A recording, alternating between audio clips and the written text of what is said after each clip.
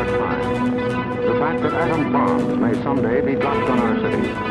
And let us prepare for survival, understanding the weapon that threatens us.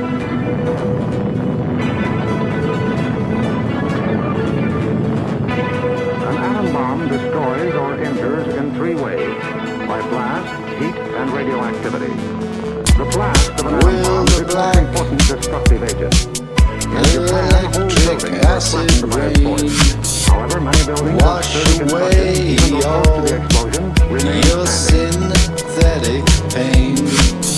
Where did you come from? Flying glass and debris. Where will you go? The fires it may start.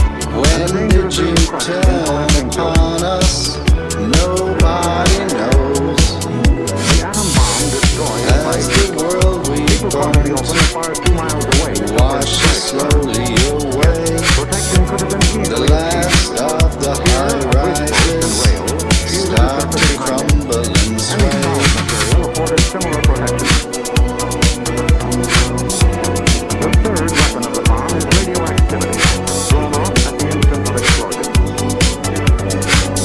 However, the majority of people exposed to radiation recovered completely, including large percentages of those who suffered serious radiation sickness. Fall slowly. Today, they lead normal lives. Their hot They bear ashes children. Their children are normal. burn cold. Are the weapons of the atom bomb that we must protect against: blast, heat, and radioactivity. Our cities are prime targets for atomic attack, but mass evacuation would be different. An enemy would like nothing better than to have us leave our cities empty and unproductive. If an emergency should come, our factories will be battle stations. Was there anybody left Our to offices and homes defend? will also be posted duty, not posted at all. With the knowledge of the first atomic explosions to guide us, our chances for survival will be far better than those of the people of Hiroshima and Nagasaki. If we act on our knowledge When and are you prepared. started to listen. If you live in a private home that is well built, the cellar is the safest place to be. The lower you get, the more barriers there are likely to be against blast, heat, and radioactivity. If you like the basement wall nearest the probably rugged area of your city. If the house is blown over, it will most likely fall away from this wall. If you have a workbench or small table big enough to get onto, move it into a shelter area near a wall or a strong supporting tower. If the time comes when you actually have to take shelter, lie under the table.